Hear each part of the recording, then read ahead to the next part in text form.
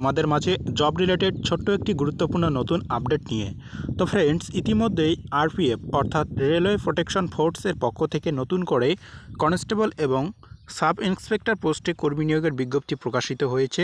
তোমরা 31শে জানুয়ারি পর্যন্ত আবেদনগুলো জমা করতে পারবে। তো ফ্রেন্ডস, কতগুলো শূন্যপদ রয়েছে, বয়স, বেতন, শিক্ষাগত যোগ্যতা, প্রত্যেকটা বিষয় আলোচনা করব।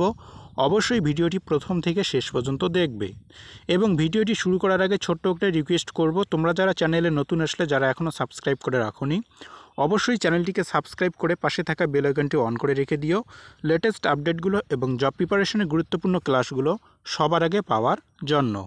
তো দেখো বন্ধুরা, এই বিজ্ঞপ্তিটি প্রকাশ করা হয় জানুয়ারির 1 তারিখে।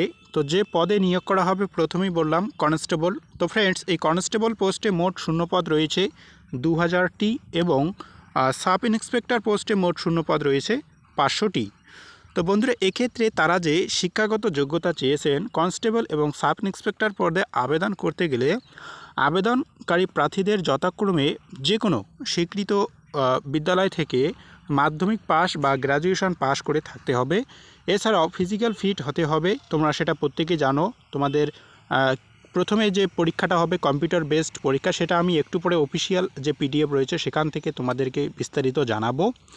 তো তোমরা যারা ফিজিক্যালি ফিট রয়েছো তোমরাই আবেদন করো, বেকার অন্যথায় বাড়তি কেউ আবেদন করো না। বেকার তোমাদের টাকা পয়সাগুলো ধ্বংস হবে। তো ফ্রেন্ডস, এক্ষেত্রে পুরুষ মহিলারা উভয়ে আবেদন করতে পারবে এবং আলাদা ফিটনেস এর শর্তাবলী রয়েছে। তো কী শর্তাবলী রয়েছে সেটা একটু পরে বলছি। তো বন্ধুরা, এক্ষেত্রে প্রার্থীর যে বয়সসীমার কথা তারা বলেছেন 18 থেকে 25 বছরের মধ্যে হলে তোমরা প্রত্যেকেই এই পোস্টটির জন্য আবেদন করতে পারবে। এক্ষেত্রে যে বয়সসীমার অনুযায়ী যে বেতন বা প্রার্থীকে তারা যে বেতন দেবে সেটা তোমরা পরে জানতে পারবে। নিয়োগ পদ্ধতি যেমনটা বললাম, প্রথমেই কম্পিউটার বেসড টেস্ট হবে, তারপর ফিজিক্যাল এফিসিয়েন্সি টেস্ট এবং তারপরে হবে ডকুমেন্ট ভেরিফিকেশনস। তো বন্ধুরা, আবেদন পদ্ধতি অনলাইনের মাধ্যমেই তোমাদের প্রত্যেককে আবেদন করতে হবে। নির্দিষ্ট যে অফিসিয়াল ওয়েবসাইট প্রত্যেকেই জানো, indianrailway.gov.in, এই নির্দিষ্ট অফিসিয়াল ওয়েবসাইটে গিয়ে তোমরা তোমাদের প্রয়োজনীয় সমস্ত ডকুমেন্টস অ্যাটেস্টেড করে অ্যাপ্লিকেশনগুলো জমা করবে।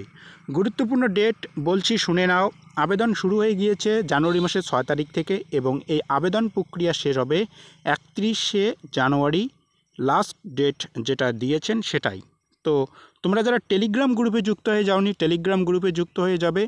অফিসিয়াল যে পিডিএফটা রয়েছে সেটা আমি একটু পরে টেলিগ্রাম গ্রুপে দিয়ে দিব। তো ফ্রেন্ডস, চলুন আমরা দেখে নিচ্ছি অফিসিয়াল বিজ্ঞপ্তিটি।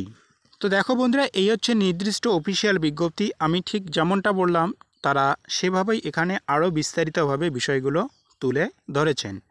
তো বন্ধুরা, কোনো বিষয় সম্পর্কে যদি বিস্তারিত জানতে চাও তোমরা অবশ্যই আমাকে কমেন্ট বক্সে কমেন্ট করবে। আমি তোমাদের প্রত্যেকের কমেন্টের রিপ্লাই দেওয়ার চেষ্টা করব। তো এক্ষেত্রে যেমনটা বললাম, তোমাদের রিক্রুটমেন্ট প্রসেসটা কি এখানে কিন্তু তারা বলেছেন ফেজ 1, ফেজ 2 এবং ফেজ 3।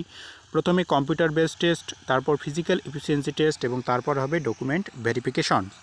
এভাবেই কিন্তু তারা প্রত্যেকটি বিষয় এখানে সাজিয়ে ধরেছেন। তো কিছু যদি জানার থাকে অবশ্যই কমেন্ট বক্সে কমেন্ট করবে। তোমরা কারা কোন জোনের অ্যাপ্লিকেশান করতে চাও সেটাও কিন্তু তারা এখানে দিয়েছেন সংক্ষেপে।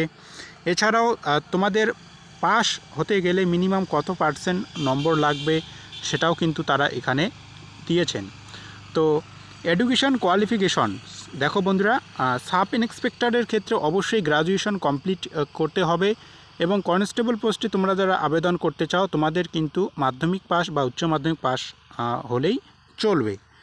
তো ফ্রেন্ডস, এতটুকুই বিস্তারিত বিষয় জানার ছিল এবং তোমাদেরকে বলার ছিল।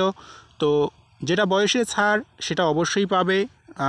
SC ST 5 বছর, OBC 3 বছর, এভাবেই কিন্তু তারা যে ছাড়গুলো দেন সেটা তোমরা দেখতে পাচ্ছ।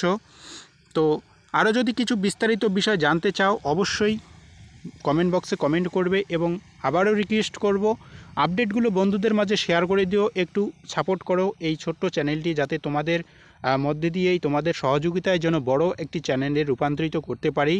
তো অবশ্যই একটু বন্ধুদের মাঝে শেয়ার করে দিও। যারা সাবস্ক্রাইব করোনি অবশ্যই সাবস্ক্রাইবটা করে রাখবে।